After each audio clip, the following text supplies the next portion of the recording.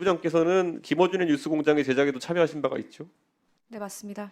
그러면 제가 한번 여쭤볼게요. 우리가 방송도 그렇고 음식도 그렇고 굳이 따지자 그러면은 이게 뭐 김어준의 뉴스공장이라는 프로그램이 맛없는 건강식일 수도 있고 아니면은 건강엔 좀 안 좋은데 아주 맛있는 그런 음식일 수도 있고 아니면 맛도 있고 건강에도 좀 슈퍼푸드일 수도 있고 어떻다고 생각하십니까? 비유로 말씀드리긴 그렇고 제 생각을 그냥 예. 말씀드리겠습니다. 저 개인적인 생각입니다.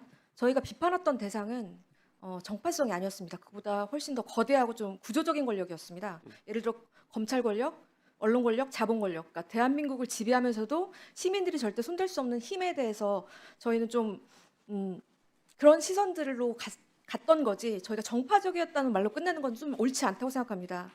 그런데 저는 지금 결국 우리가 김어준의 뉴스공장이라는 방송이 있었던 시기가 문재인 정부 시절에 가장 이제 잘 나갔던 걸로 기억하거든요. 그래서 네. 그 당시에 제가 기억한다면은 방통위원장이 뭐 처음에 최성주 위원장을 시작하셨지만은 곧바로 이호성 위원장님 그리고 한상혁 위원장님 시기고 방심위원장은 이제 강상현 위원장님이랑 정현주 위원장님 시기가 맞죠?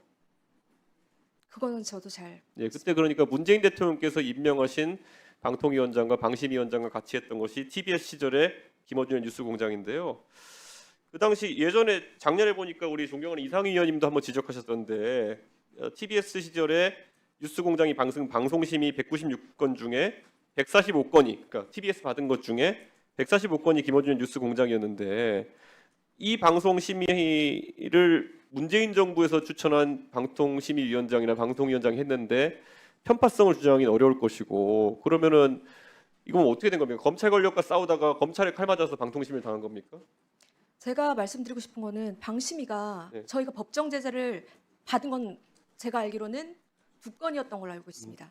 근데 그 안에 행정부는 허위 사실 등 공표했던 바가 있기 때문에 어떤 제재가 내려졌던 것일 텐데 이거는 그냥 그 자체로서 문제 아닌가요? 이거는 뭐 누구랑 싸우다가 공격받은 건 아니지 않나요? 다른 방송사에 비교해 보시면 아시겠지만 음. 저희가 법정 제재를 받은 게 결코 다른 방송사에 비해서 많지 않고요. 훨씬 오히려 적었던 편으로 저는 알고 있습니다. 저는 많다 적다가 이 상황에서 뭐 중요한지는 모르겠습니다만은 196건 중에 145건 정도가 방송심의 대상이 됐다라고 하는 거는 상당히 논란이 됐던 방송이라는 것이고 두 근데 건이든 세 건이든 실제 법정제재 받았다는 거는 방송을 통해서 타인의 명예를 훼손했다가 정정 또는 반론을 요구받은 것일 텐데 그거는 잘못된 거 아닌가요? 뉴스공장이라는 프로그램이 워낙 그 파워가 있었고 시민들의 관심이 많았고 또 정치권의 관심도 많았기 때문에 제가 알기로는 민원이 되게 많았던 걸로 알고 있습니다. 예, 뭐 그래서 이런 것 때문에 사실 어떤 시각에서 보면은 이게 어떻게 보면 저는 약간 극약 처방이었다 봐요. 그러니까 TBS의 역할이라는 거는 축소되고 있었고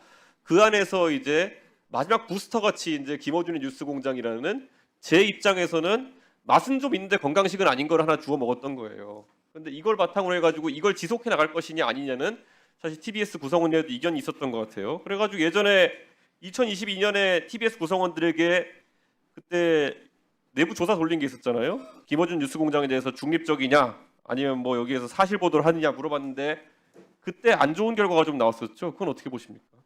저는 그게 굉장히 부적절했다고 생각합니다. 그 조사 결과에 참여하지 않은 구성원들이 더 많습니다. 근데 조사 결과라는 게 어쨌든 참여한 사람들에 대한 게 나오기 때문에 아마 과반수를 넘었던 걸로 기억을 하지만 참여 안 하는 사람도 많습니다. 원래 선거도 참여한 사람들끼리로 결과 판단하는 거예요. 그러니까 그거는 뭐 비슷한 거라 생각하고 그래서 이제 한번 TBS 미래에 대해서 고민하고 싶은 게 지금 제가 알기로는 뭐 노조 측에서 파악하셨겠지만은 지금 모 종교재단에서도 TBS의 운영에 관심이 있는 것 같고 여러 가지 대안들이 나오고 있는데 아까 제가 처음에 말씀드린 게 TBS가 뭐 검찰과 싸우는 그런 멋진 일 말고요. 어쨌든 지금 조직의 방향이나 미래에 대해 가지고 어떤 고민을 하고 있으며 어떤 결말이 나길 기대하느냐가 되게 중요하거든요. 저는 우선 임금 체불이나 이런 문제는 꼭 해결돼야 된다 보는 게 이게 노동자로서의 권리이기 때문에 이거는 누가 운영하게 되더라도 바로 해결이 되는 문제고 다만 방향성이 있을 때 종교재단 얘기도 나오고 있고 민간기업 얘기도 나오고 있고 아니면 또 오늘 논의되는 것처럼